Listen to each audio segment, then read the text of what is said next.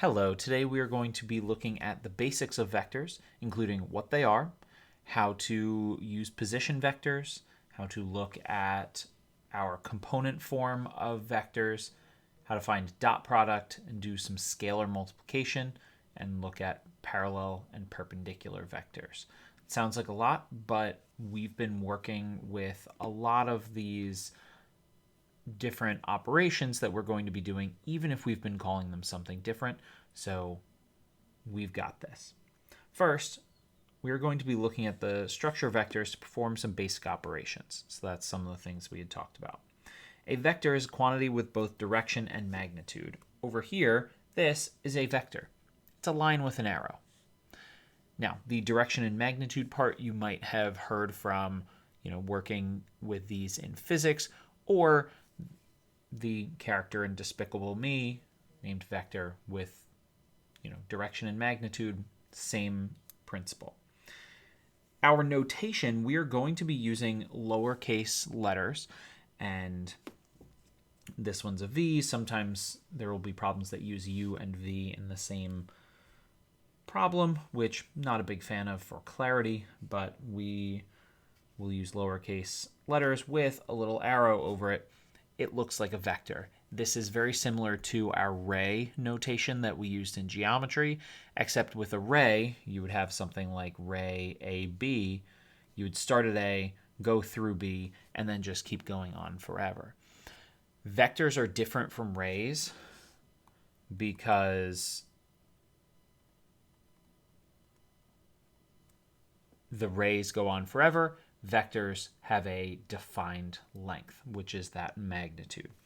The other thing that we're going to see is these brackets. And those will have our component form, where we have an x component and a y component. So with a vector, we have a direction, which we'll represent with theta, some angle. And for vectors, we're going to be using degrees mostly, especially as we get into some of the application. This will be different from the radians that we've used when we were just working with trigonometry. Then there's going to be a magnitude, which is going to be this distance here.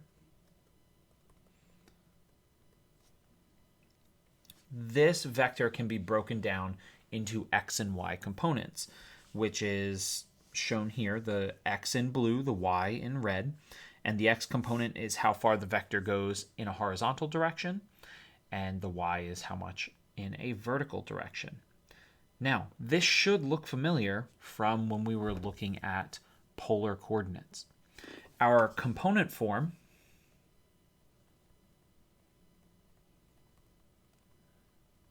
with this notation with the kind of arrow brackets, that's essentially rectangular. And then we have polar, where we'll have something of, you've got a magnitude, you've got a direction, which is the same as your r and your theta. So converting between our form where we're given the magnitude and direction into our component form looks exactly the same as we would convert between rectangular and polar. Let's take a look at some other notation. So position vector is a vector that we're going to use to compare some vectors. And a lot of this is just looking at the vectors just moved around. So position vector has the same direction and magnitude.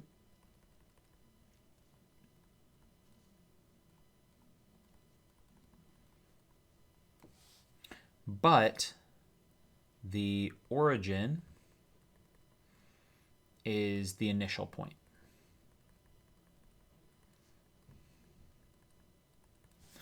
For example, say we have this vector here. And we can talk some other notation while we're doing this. Where the vector starts is our initial point. Where the vector ends is our terminal point.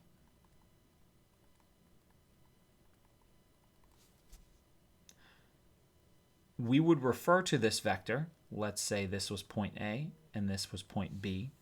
This vector would be vector AB, which is different from a ray because it doesn't go on forever. We're not going to be looking at vectors and rays in the same thing, but A is our initial point, B is our terminal point. It's always going to go in that order. If we were to look at this in components, the x component is 5, the y component is 3, and that's where we see this right triangle here. And if we were looking at our position vector, we would just take that vector and we could just kind of drag it down here.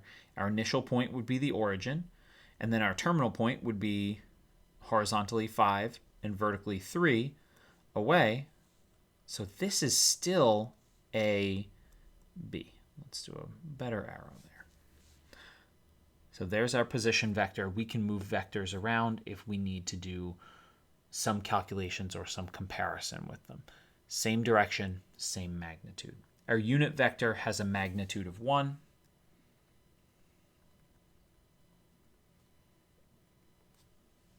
And we'll work with those more in a different time. Same direction, just a magnitude of 1.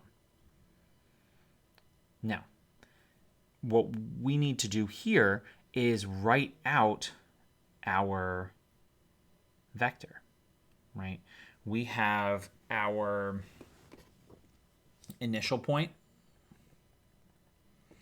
and then our terminal point. So to find our x component, well, we look at the difference between our x coordinates. So we have 7 minus 1, and then our y component is the difference between our y component, or our y coordinates. So we have -2 minus -3. We do those calculations, and CD, this vector, is just equal to 6, 1. And the component form is always going to be talking about this in its position vector form. And you can do the same for 2 and 3. 4 is already in component form. Now, if you have something like number 5 or number 8, where you have a magnitude and you have a direction, well, it's like we're converting between polar and rectangular. So our x component is equal to r cosine theta, and our y component is equal to r sine theta. It all comes from our friend, the right triangle up here. In order to do that, you will need a calculator. Now, one of the things you could do, if you do not have your calculator on you, is you can go to Desmos, and I would not do this on the graphing piece. Like, yes, you can do it in the side, but that's not as efficient as going into, go to the math tools. In the scientific calculator, you've got plenty of room here so that you can do, if you go in the function, so we've got, what was that, 75 and then 135. So we do 75 cosine of 135. So our x component here is negative 53.033, so 33 thousandths. So we've got negative 53.033. We'll go to 3 decimal places, so our thousandth place. Then for our y component, we do the same thing, but with sine. And you can also do this on your graphing calculator. Just make sure you're in degrees, because if you get radians, stuff's going to look a little different, and incorrect. So it's the same thing, just positive, which makes sense because 135 degrees, its reference angle is 45 degrees, sine and cosine are the same, just with different signs. So you can use this to find the component form of all of these other vectors. Next up is scalar multiplication. It's one of the three types of multiplication with vectors we are going to be talking about. We will talk about scalar multiplication and dot products today, and cross products when we deal with three-dimensional vectors. A scalar multiple is when we take a vector in component form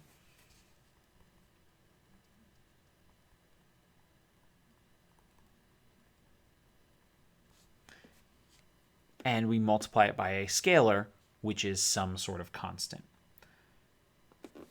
So let's write this out. Let's say we have a constant k, and we multiply it by a vector v.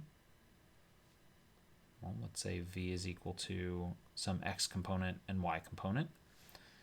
If we multiply by a scalar, we multiply the x component by that scalar and the y component by the same scalar, and that's our product when we use scalar multiplication.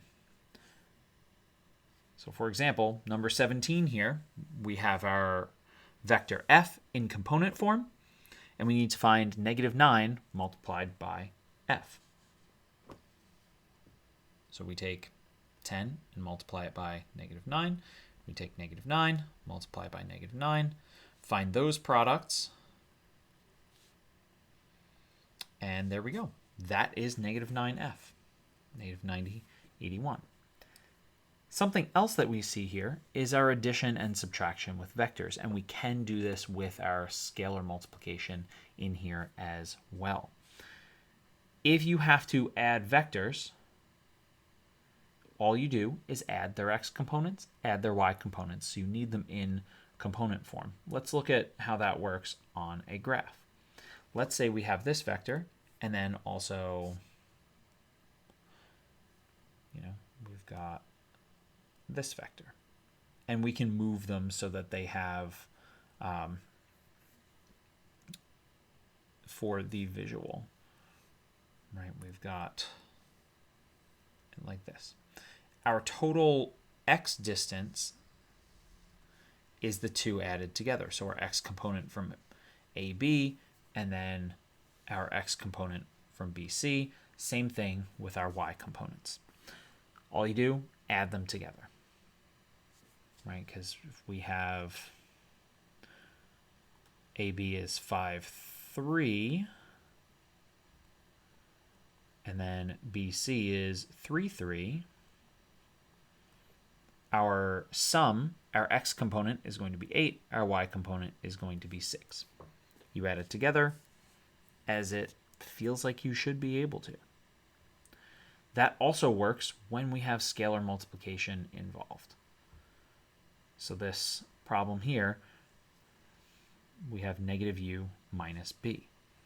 Well, what I like to do with these, and similar to number 20 where we have 9f plus 9g, is write out what we're doing first. Do the scalar multiplication, then do the addition. So -u is equal to -5, -7, where our scalar that we're multiplying by is -1. Then we have 2, -12. And then we can add these together. -5 plus 2 is -3. -7 plus -12 is -19. So that's how scalar multiplication interacts with addition and subtraction with vectors. Our second type of multiplication we are going to work with is going to be dot products. So let's see if OneNote will let us get to that. And the dot products are going to help us out with finding the angle between vectors. Our dot product, we multiply two vectors. Again, they need to be in component form. So some vectors, especially when we get into application, we'll be starting out in just our essentially polar form with our direction and magnitude.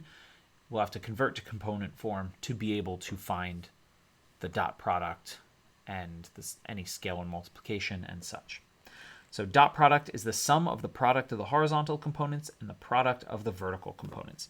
So in this example here, where we've got v and u, the dot product, which we will write out as this type of multiplication with a dot, which is going to be different from later when we do cross products, which we have the little x as a cross in between. It's going to be a number, the product here, and we take our x components and multiply them. Let's make my a look less like a d, and then add that to our y components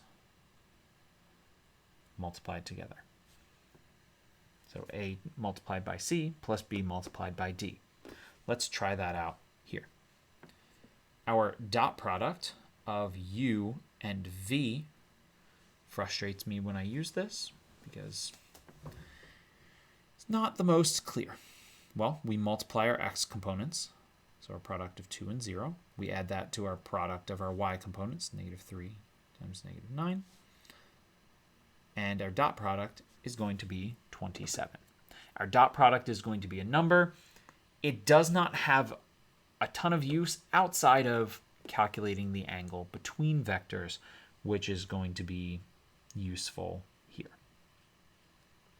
For our angle between vectors, we have this formula. Cosine of theta, so that's our angle between the vectors, right? It's just going to be that theta, is our dot product in the numerator. And then the denominator is our product of our magnitudes.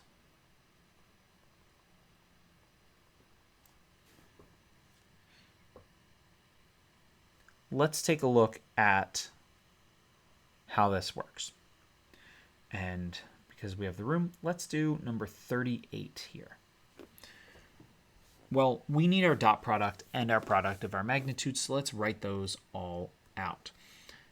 Our dot product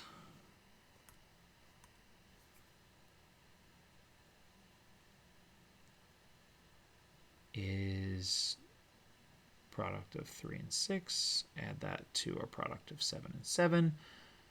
18 plus 49 is 67. Let's set this up. We've got cosine of theta 67 divided by, well, we need to find our product of our magnitudes.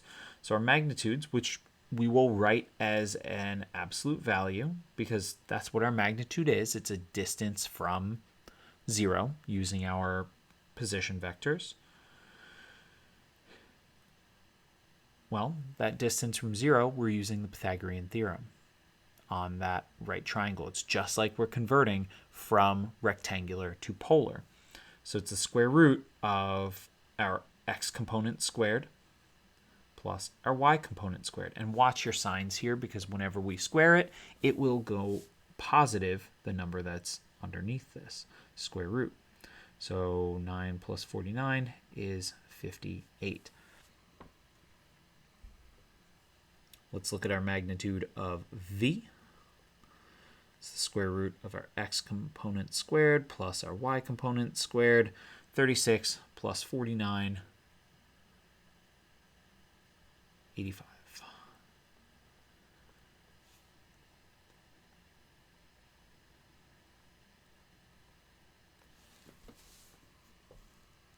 Now, we use our calculation device again for this.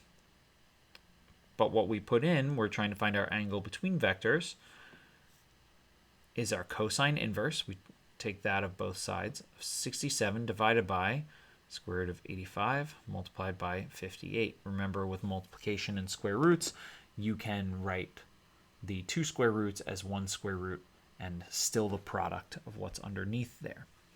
Let's make sure we're in degrees. You're going to function if you're using Desmos. So we've got our cosine inverse of 67 divided by square root of 58 multiplied by 85. So we get 17.403 degrees.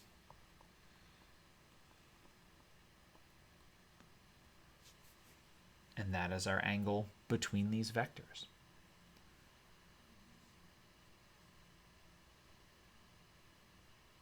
All right. Thank you for watching, and try some of these problems out for yourself.